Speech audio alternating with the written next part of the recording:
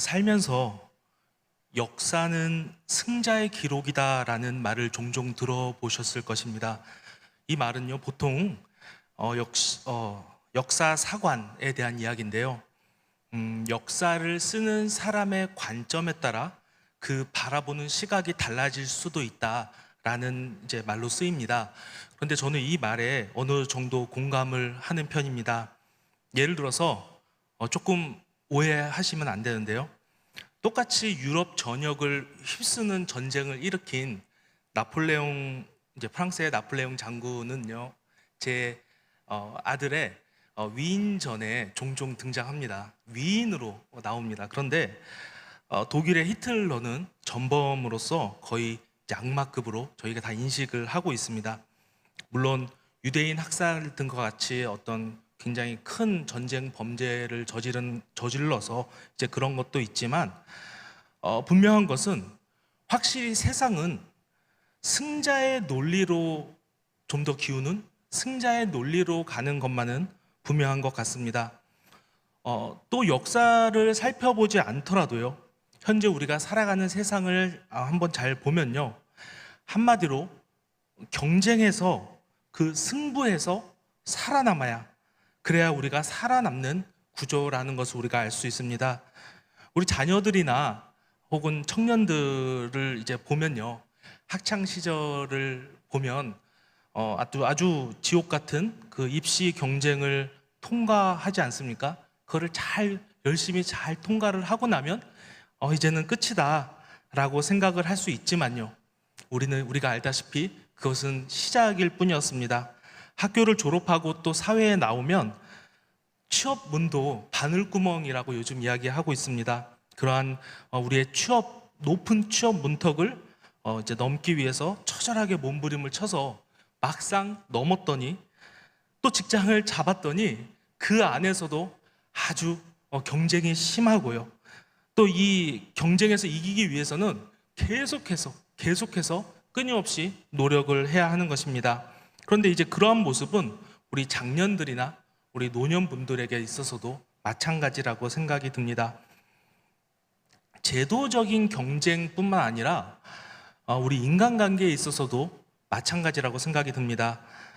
우리가 의식적이든 또 무의식적이든 우리는 남들과 비교를 하게 돼 있습니다. 그런데 비교를 하면서 조금이라도 내가 나은 부분을 찾게 되면요, 아무리 겸손한 사람이라도 마음 한구석에서부터 흘러나오는 희미하게 흘러나오는 묘한 쾌감과 희열이 있습니다. 그리고 때때로는 그러한 희열이 내 삶을 살아가는 원동력이 되기도 합니다. 기쁨이 되기도 하죠. 근데 반대로 아무리 친한 사람이라도 이제 내가 그 사람보다 못한 부분을 발견하게 되면 마음속에 이렇게 돌 같은 게 좀 이렇게 있는 것처럼 마음이 착잡한 마음을 금치 못하게 됩니다.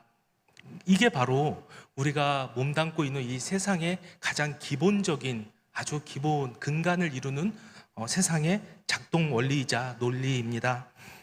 저는 지금 이제 여러분들에게 이 말씀을 먼저 드리는 이유는 어떤 승자와 패자를 가르지 말자라는 그런 말도 아니고요, 어떤 유토피아 같은 것을 여러분들에게 소개하려고 하는 것도 아닙니다.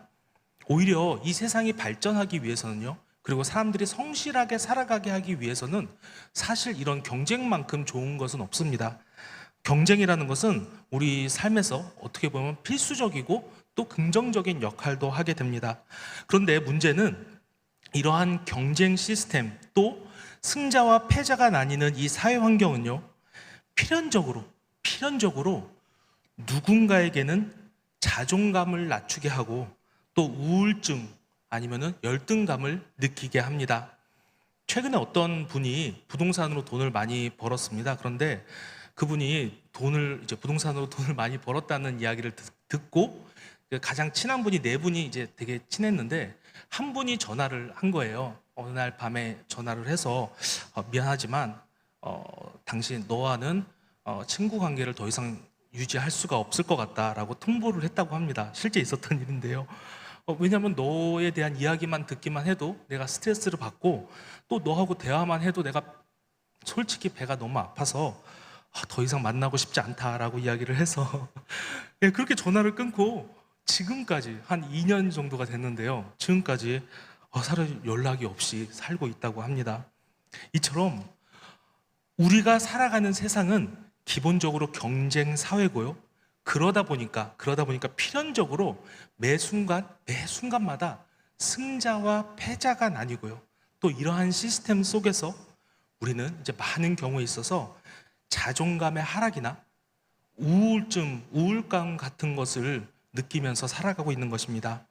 여러분, 근데 성경은 어떨까요? 성경에 대해서 한번 제가 방금 말씀드린 것을 성경에 대해서는 성경은 어떻게 이야기하고 있을까요?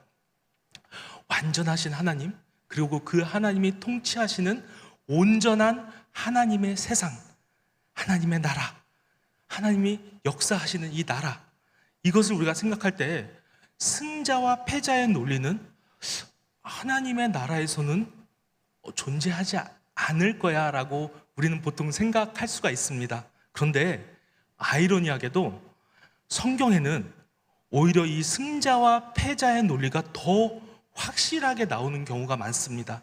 특히 오늘 우리가 읽은 본문에서는요, 그러한 점이 아주 극명하게 분명하게 나타나 있습니다. 지금부터 4,500년 전에, 기원전 2,500년 전에 하나님께서는 이 세상을 구원하실 계획을 세우시죠. 아브라함을 통해서 구원하실 그 계획을 보여주십니다. 그래서 아브라함을 선택하십니다. 그리고 우리가 알다시피 아브라함은 믿음의 조상, 거룩한 하나님 나라의 계보가 됩니다.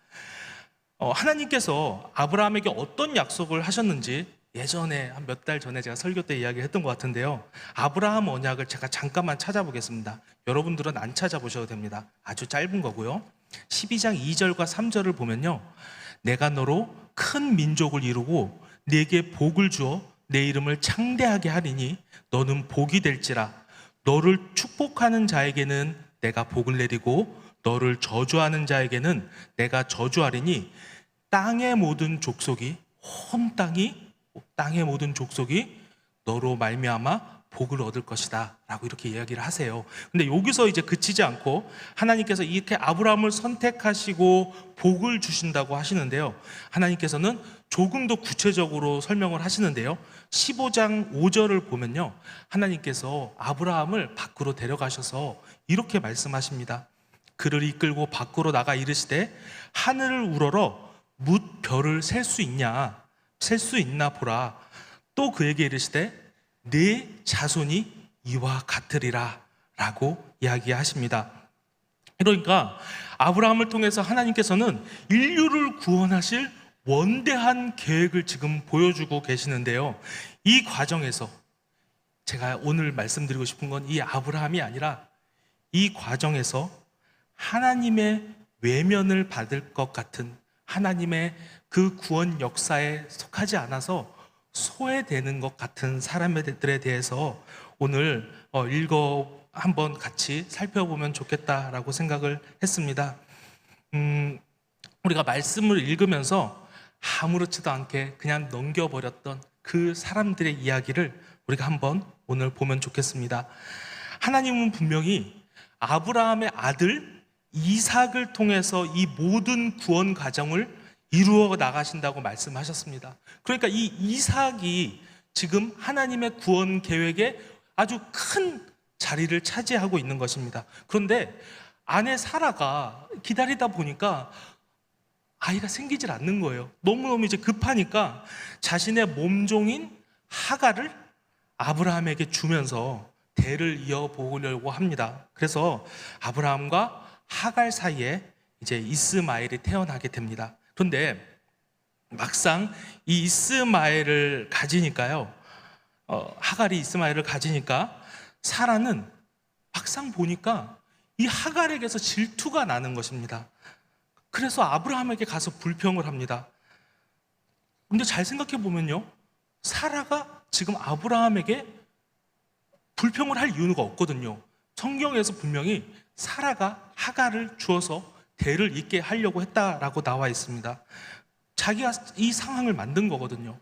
그리고 결국에는 아브라함은 사라에게 허락을 합니다. 뭐라고 허락을 하냐면 하갈을 마음대로 해라 라고 허락을 하고, 이제 그 길로 사라는 하갈을 학대합니다.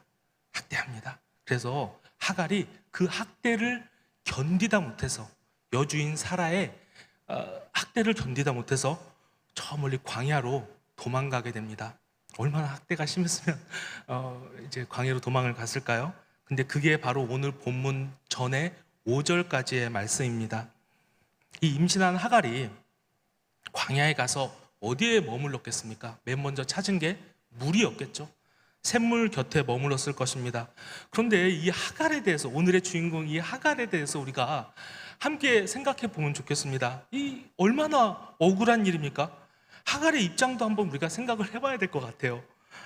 애초에 방금 말씀드렸던 것처럼 이스마엘을 가졌던 것은 이 하갈의 생각도 아니었고요, 주인들이 이야기를 해서 자기가 아이를 갖게 된 것입니다. 그리고 이 하갈에 대해서 잘 생각을 해보면요, 하갈은 당시에는 천대받던 여성이었죠. 근데 그냥 여성도 아니고 애굽인, 이방인이었습니다. 그리고 종이었어요. 종으로 평생을 살아갔는데 남편에게 지금 사랑도 받지 못하고 지금은 이 주인들에게 학대를 받아서 광야로 나와야 하는 입장인 것입니다. 그가 처한 이 모든 상황을 종합을 해보면요, 그는 지금 패배자의 모습이에요. 희망이 없고 희망이 하나도 없는 사람이라는 것을 우리가 알 수 있습니다. 하나님의 원대하신 구원 계획을 이야기하고 있는 이 성경 안에서 그가 나오면서도 그 안에서 지금 그가 그 구원 계획 안에 속한 것도 아니고 이 세상에 어느 누구도 관심을 갖지 않는 사람인 것입니다. 심지어 4,500년 후에 지금 우리가 성경을 읽으면서 이 하갈에 대해서 굳이 우리가 관심을 갖고 많이 읽지 않는 것, 그렇지 않습니까? 그게 바로 이 하갈의 인생인 것입니다. 그런데요, 하나님께서는 지금 이 자리에서 샘물 곁에서 그냥 무턱대고 나왔으니 뭐가 있겠습니까? 샘물 옆에 무턱대고 서 있는 이 하갈에게 하나님께서 나타나시는 것입니다. 7절과 8절인데요, 16장 7절 8절인데요, 제가 다시 한번 읽어보겠습니다. 여호와의 사자가 광야의 샘물 곁 곧 술길 샘 곁에서 그를 만나 이르되 사레의 여종 하갈아, 내가 어디서 왔으며 어디로 가느냐? 그가 이르되 나는 내 여주인 사레를 피하여 도망하나이다. 지금 누가 나타났냐면요, 여호와의 사자가 그의 앞에 나타났다라고 이야기를 합니다. 그런데 여러분 그거 아십니까? 아브라함과 이삭과 야곱의 이 계보상에서 그저 하찮은 존재로만 여겨지는 이 하갈은요, 무려 여호와 하나님의 사자를 직접 대면하여 본 성경의 첫 번째 인물입니다. 첫 번째 인물이에요. 하나님께서는 하갈을 위해서 당시에는 좀 이례적이었던 자신의 사자, 천사를 직접 내려보내신 것입니다. 그뿐만이 아닙니다. 더 놀라운 것이 있습니다.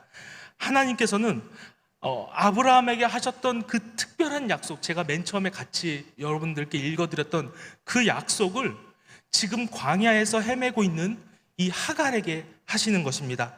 10절과 11절을 다시 읽어보겠습니다. 여호와의 사자가 또 그에게 이르되 내가 내 씨를 크게 번성하여 그 수가 많아 셀 수 없게 하리라. 여호와의 사자가 또 그에게 이르되 네가 임신하였은즉 아들을 낳으리니 그 이름을 이스마엘이라 하라. 이는 여호와께서 내 고통을 들으셨음이라. 뭐라고 하십니까? 아브라함에게 말씀하셨던 것처럼 그 언약처럼 내 씨를 크게 번성하게 하겠다라고 이야기하십니다. 그 수가 많아서 셀 수 없게 하겠다라고 말씀하십니다. 결국 이 아브라함과 그 아들 이삭에 이어지는, 그와 뒤지지 않는 그 크신 약속을 이 하갈에게 베풀어 주시는 것입니다. 그렇다면 우리가 생각이 들죠. 왜? 하나님께서 굳이 왜 지금 이 하갈에게 그렇게 그 약속을 왜 해주시는가? 왜 지금 이 광야로 쫓겨나서 아무것도 아닌 존재로서 살아가다가 광야로 쫓겨나서 이 샘물 곁에 그냥 서 있는 이 하갈에게 굳이 하나님의 사자를 보내서 나타나서 그 약속을 왜 해주시는가? 우리가 생각해 볼 수 있습니다. 그 모든 만남과 그 모든 약속의 이유를 방금 읽었던 그 11절 마지막에서 하나님께서 말씀하시는데요. 이는 여호와께서 내 고통을 들으셨음이니라 라고 이야기하시는 것입니다. 여호와께서 내 고통을 들으셨음이니라. 그래서 하갈은요, 여기서 한 번 더 성경의 역사를 씁니다. 13절은 한 번 더 같이 한번 읽어볼까요? 시작. 하갈이 자기에게 이르신 여호와의 이름을 나를 살피시는 하나님이라 하였으니 이는 내가 어떻게 여기서 나를 살피시는 하나님을 배웠는고 함이라. 하갈은 이 자리에서 지금 여호와 하나님의 이름을 짓습니다. 이것도 마찬가지거든요. 성경 전체에서 하나님의 이름을 새로 지어서 부르는 장면은 이 장면이 처음입니다. 최초로 하갈은 여호와를 나를 살피시는 하나님이다 라고, 히브리어로는 엘로이라고 짓습니다. 그래서 이제 14절에서는 하갈은 이제 거기에 그치지 않고 그가 하나님의 사자를 만났던 그 장소를 브엘라헤로이라고 지으면서 살피시는 자를 위한 우물 이렇게 짓습니다. 하갈은요, 하나님의 위대한 그 구속사의 경륜에 들어가지 못합니다.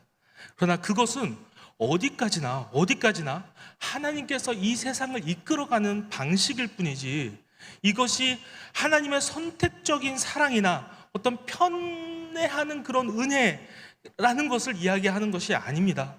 하나님은 소외된 사람들을 돌보아 주시는 분이십니다.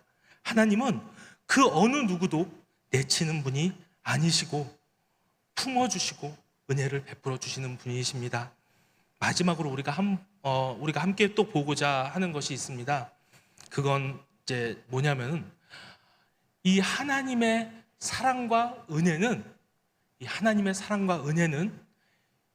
일회성으로 단회성으로 끝나는 것이 아니라 지속적으로 이어진다라는 것입니다.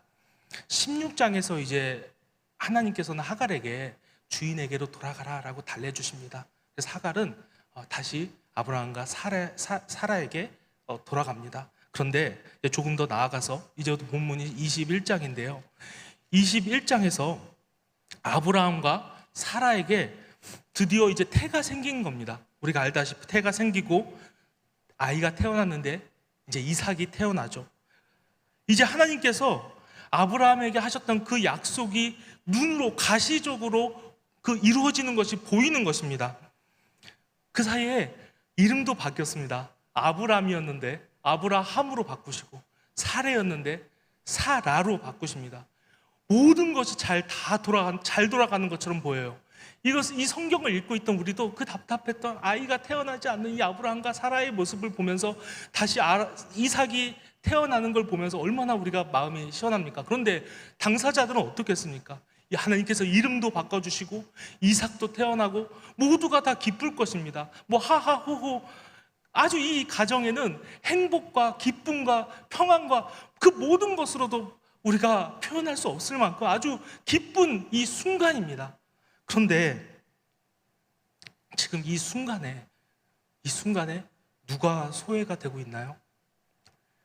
그걸 옆에서 바라보고 있는 이 하갈과 이스마엘이 조금 컸다고 나왔는데요. 하갈과 이스마엘은 어땠을까요? 그들의 입장에서는 지금 낙동강 오리알이 된 겁니다. 그들은 옆에서 함께 기뻐할 수 있었을까요? 그들이? 이제 그들은 아브라함에게 있어서 거추장스러웠던 어떤 과거의 한 일일 뿐인 거예요. 오히려 그들은 아브라함이 좀 믿음대로 살지 못했던 어떤 수치스러운 옛날의 그 결과물일 뿐인 것입니다. 그들은 지금 속된 말로 지금 패배자가 되어버린 것입니다. 그리고 우려했던 일이 나타나죠. 아브라함과 사라는 하갈과 이스마엘을 쫓아냅니다. 21장 14절을 제가 읽어보겠습니다. 아브라함이 아침에 일찍이 일어나 떡과 물 한 가죽 부대를 가져다가 하갈의 어깨에 메어주고 그 아이를 데리고 가게 하니 하갈이 나가서 브엘세바 광야에서 방황하더니. 하갈은 기가 막혔을 거예요. 그리고 희망도 없었을 것입니다. 물 조금 주면서 아이를 가진 지금 이 하갈에게 물 한 가죽 부대 정도를 주면서 광야로 쫓아낸다는 거는요, 지금 가서 죽으라는 이야기거든요. 가서 죽으라고. 어떻게 살아납니까? 여기서 홀로 여인의 모습, 여인이 그래서 일반 남자도 살기 힘든 이 광야에서 아이를 하나 데리고 물 하나 가지고 광야로 가서 어떻게 살아납니까? 그래서 물이 다 떨어집니다. 그래서 하갈은 이제 죽는 일만 남았다고 생각을 하게 됩니다. 그런데 이제 죽어야 하는데 하갈이 도저히 자기가 사랑하는 그 아들의 죽음을 바라볼 수가 없는 겁니다. 15절과 16절입니다.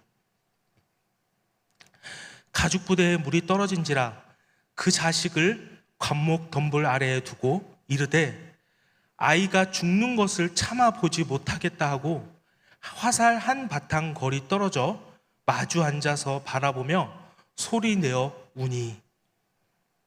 물이 다 떨어진 지금 하갈은 지금 아들이 죽는 모습을 지금 보지 못하고요, 아이를 가시던 보니까 수풀에다가 지금 놓습니다. 그리고 화살 한 바탕 떨어졌다는 것은 여기서 화살을 쏘면 떨어질 만한 거리, 꽤 먼 거리죠. 그 거리를 자기가 떨어져서 서로 아이하고 지금 마주보고 있는 거예요. 죽기 직전에. 그러니까 애초에 게임도 되지 않는 이 주인 사라와의 경쟁에서 이 패배한 하갈은 이제 아들이 죽는 것을 봐야 하고요, 자신도 지금 죽어야 하는데 죽어가는 아이를 도저히 바라보지 못해서 멀리 떨어져서 울면서 같이 울고 있었겠죠. 아들하고 엄마하고 이렇게 울면서 지금 있는 것입니다. 그런데 이번에는 하나님께서 이 어린 이스마엘이 우는 소리를 들으십니다. 그리고 하나님의 사자가 다시금 이 하갈과 이스마엘을 구원하십니다. 17절부터 19절인데요, 제가 읽어보겠습니다. 하나님이 그 어린아이의 소리를 들으셨으므로 하나님의 사자가 하늘에서부터 하갈을 불러 이르시되 하갈아 무슨 일이냐, 두려워하지 말라. 하나님이 저기 있는 아이의 소리를 들으셨나니 일어나 아이를 일으켜 내 손으로 붙들라. 그가 큰 민족을 이루게 하리라 하시니라. 아멘. 하나님은 이렇게 하갈을 부르시고 이제 하갈에게 물이 있는 곳을 밝히 보도록 인도를 하십니다.